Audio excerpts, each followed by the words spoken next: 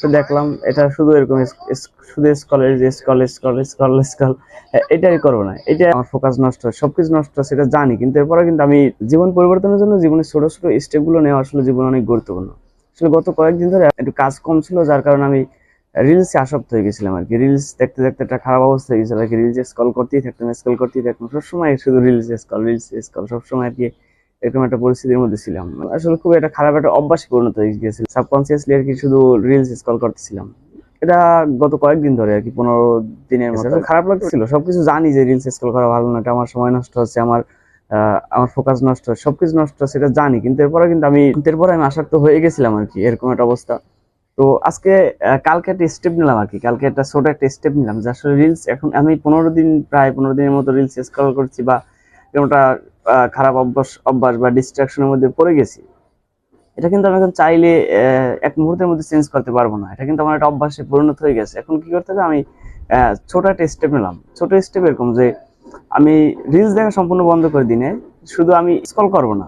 আমি just scroll করা বলতে রিলস ক্লিক করে একটা নিচে আরেকটা টান দেওয়া, উপর দিকে আমি কোনো টান দেবো না। ব্যাপারটা হচ্ছে এরকম যে আমি শুধু ফেসবুকে ঠিক আছে, এই যে ফেসবুকে আমি এরকম চালাচ্ছি, ভিডিও আসতেছে, এই যে ভিডিও আসতেছে দেখতেছি, ঠিক আছে, কিন্তু আমি যেটা করবো না আর কি, আমি যে স্টেপটা নিছি এরকম দেখতেছি, কোনো সমস্যা নেই। এরকম আসতেছে, একটা পর একটা ভিডিও আসতেছে, এগুলো অনেক ভিডিও দেখি, অনেক কাজে লাগে, অনেক সময় দেখি। তো এরকম এরকম ভিডিওগুলো আসে বা এরকম দেখার চেষ্টা করি।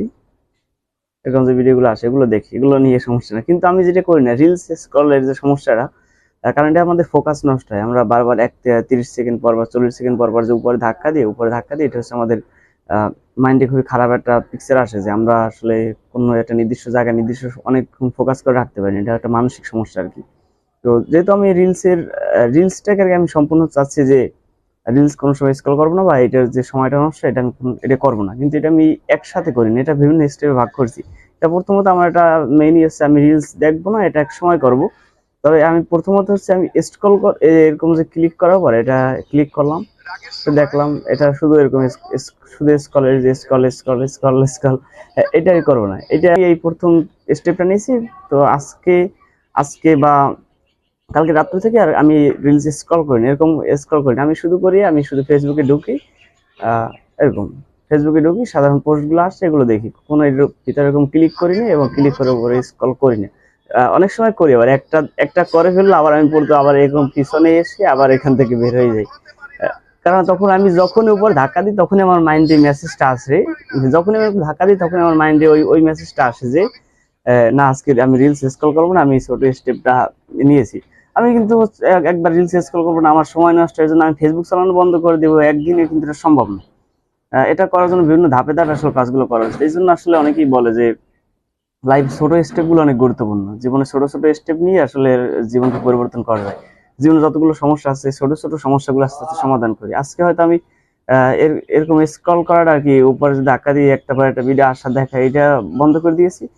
এরপর এরকম 5 দিন চলবে, এরপর আস্তে আস্তে আমি অযথা যে ভিডিওগুলো আসে ওগুলোকে আমি শুধু হাইড করে দিব, বা এগুলো আমার সামনে না আসে এবং ওগুলো দেখবো না। আস্তে আস্তে আমি আর কি ফেসবুকটা স্ক্রল করা কমিয়ে দেবো আর কি, ফেসবুকে স্ক্রলই করবো না। এটা আর কি আমি ধাপে ধাপে করার চেষ্টা করবো। এই জন্য আর কি বলা যায় জীবনে ছোট ছোট স্টেপ গুলো আসলে নেওয়া গুরুত্বপূর্ণ।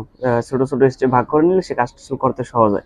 আমি এটা আসলে করতে পারবো, এটা আশা রাখি। আপনাদের কাছে বিষয়টা শেয়ার করে রেখেছি, এখন আর কি এটা আমি করতে বাধ্য। এখন অবশ্যই আমি আর কোনো সময় রিলস স্ক্রল করবো না, কারণ আমি যেহেতু আপনাদের কাছে শেয়ার করে রেখেছি, তার মানে আমি এটা করতে বাধ্য, বা এটাতে আমি কমিটমেন্ট দিয়েছি আর কি, যেটা আমি রিলস স্ক্রল করবো না।